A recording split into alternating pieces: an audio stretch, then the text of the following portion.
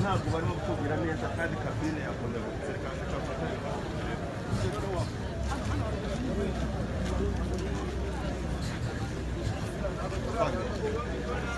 kwa yamanukaga biva kwa nayo kwa yego mafiye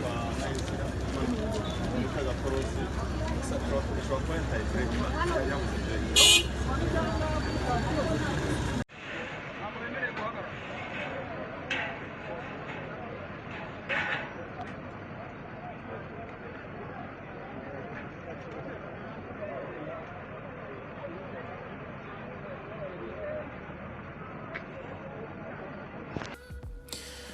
Impanuka rero ikomeye cyane yarayibereye hano mu mujyi wa Kigali ku munsi w'ejo twakugejejeho aya makuru ku buryo buvunaguye. Kuri ubu rero tukaba tugiye gukomeza tuyakugezaho ku buryo burambuye. Ni amakuru rero agaruka kuri iyi mpanuka. Kuri ubu rero byamaze no kumenyekana ko Tharcisse KARUGARAMA wabaye minisitiri w'ubutabera hano mu gihugu cy'u Rwanda nawe yasimbutse iyo mpanuka. Tugiye gukomeza rero tugaruka kuri byinshi bitandukanye none bimaze kumenyekana. Muhaye ikaze muri aya makuru yacu. Ni mu karere ka Gasabo mu murenge wa Bumbogo, imodoka yo mu bwoko bwa Fuso yacitse feri maze ihitana umuntu umwe, abandi 10 barakomereka ndetse inagonga imodoka yari itwaye Tharcisse KARUGARAMA wigeze kuba minisitiri w'ubutabera hano mu gihugu cy'u Rwanda. Iyi mpanuka yabaye ku isaha y'isa 12 z'umugoroba ni kuri uyu wa mbere mwizindiro. Abaturage baraho impanuka yabereye bakavuga ko yatewe n'imodoka yo mu bwoko bwa Fuso yari yikoreye amabuye maze ibura feri umuhanda yinjira mu nzu itunganyirizwamo imisatsi. Umuvugizi wa polisi ishami rishinzwe umutekano mu muhanda ni SSP René Irere yemeje aya makuru ndimo nkugezaho, aho yagize ati amakuru dufite nuko yahitanye umuntu umwe, umukobwa witwa Kabarera Anisia wavutse mu mwaka w'1980, hakomerekeyemo abandi 10 ku buryo bukomeye. Bamwe rero mu bakomeretse ako kanya ku butabazi bwa polisi y'igihugu cy'u Rwanda bajyanwe mu bitaro bya Kibagabaga ngo bitabweho, abandi bajyanwa ku bigo nderabuzima byari hafi aho iyo mpanuka yabereye. Umuturage waguye muri iyi mpanuka niwe rero wari muri iyo modoka ari kumwe n'umushoferi. Gusa igikomeje kuba amayobera nuko uyu mushoferi kugeza na n'ubu ngubu ataraboneka. Haketswe ko yaba yarengewe n'umucanga cyangwa se amabuye yaratwaye, ariko abaturage bagerageje uko bashoye maze bakuraho ayo mabuye n'imicanga baramubura. SSP Irere yatangaje ko iyi mpanuka ngo mbere yo kuba uyu mushoferi wari utwaye imodoka yaje guta umuhanda maze yinjira mu nzu, ngo yabanje kugonga imodoka yari itwaye rero KARUGARAMA Tharcisse wahoze ari minisitiri w'ubutabera. Gusa ngo kubw'amahirwe we yaje gusimbuka iyi mpanuka ntabwo yamuhitanye, ariko nanone ngo imodoka yari atwaye yo yangiritse ku buryo bukomeye. Umunyamabanga nshingwabikorwa w'umurenge wa Bumbogo Nyamutera Innocent yavuze ko hifuzwa ko aha hantu hashyirwa dodani mu rwego rwo kwirinda impanuka zikomeje kuhabera. Ati igihari nuko hifuzwa ko hajyaho dodani bishobora kuba wenda byagabanya umuvuduko w'izo modoka zihanyura. Abaturage batuye muri ako gace nabo batuye muri aka gace impanuka yabereyemo bakaba bavuze ko atari ubwa mbere impanuka nk'iyi ihabera imodoka ubwita mu muhanda,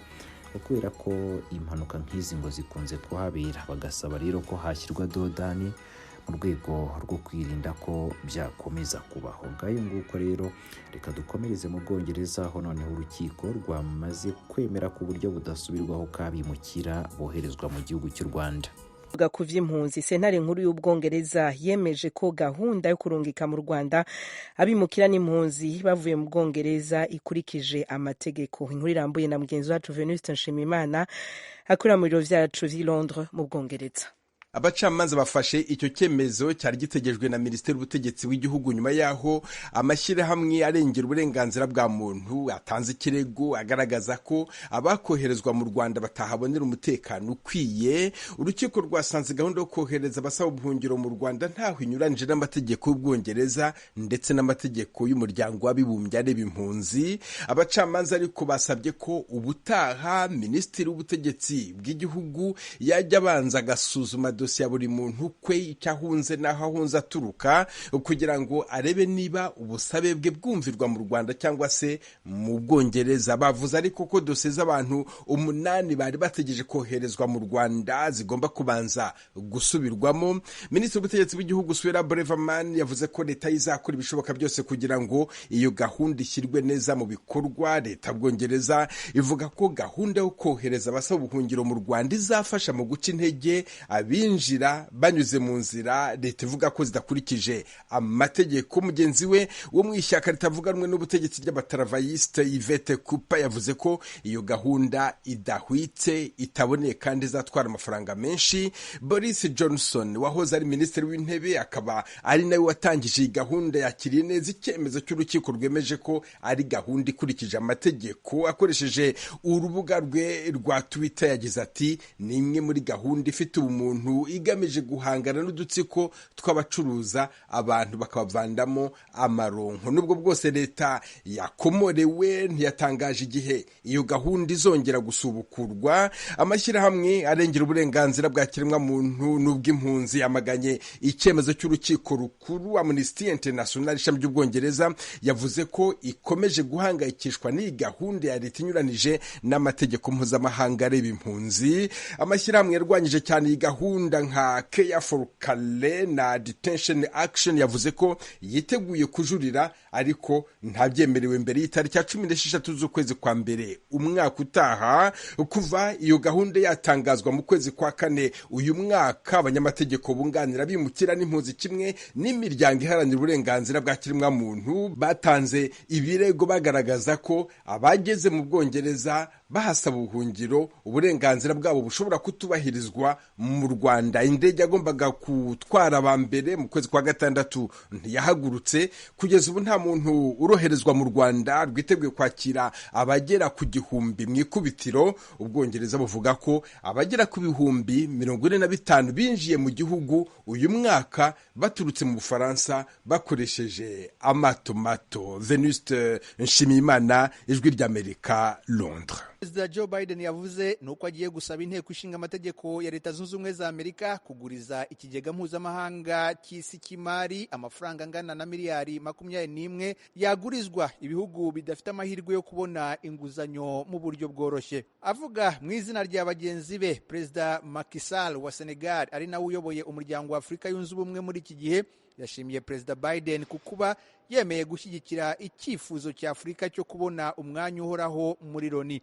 Yagaragarije Perezida Biden ibyifuzo 6 abanyafurika bifuza ko byashyirwamo ingufu mu gufasha guteza imbere uwo mugabane. Ibyo byifuzo birimo gushyigikira ibikorwa by'amahoro n'umutekano no gufasha guhangana n'ibikorwa by'iterabwoba, gufasha gukemura bimwe mu bibazo byasizwe n'ingaruka z'ibyorezo byibasiye isi, guteza imbere ibikorwa remezo, kurwanya ingaruka z'imihindagurikire y'ibihe, guhangana n'ikibazo cy'ibura ry'ibiribwa no gukuraho ibihano byagiye bifatirwa bimwe mu bihugu bya Afurika. Ibindi biganiro byabaye mbere y'uko iyi nama isozwa byarimo imiyoborere myiza, demokarasi, uburenganzira bwa muntu, ubutabera n'iyubahirizwa ry'amategeko, umutekano n'uburyo bwo kubaka amahoro arambye ku mugabane wa Afurika.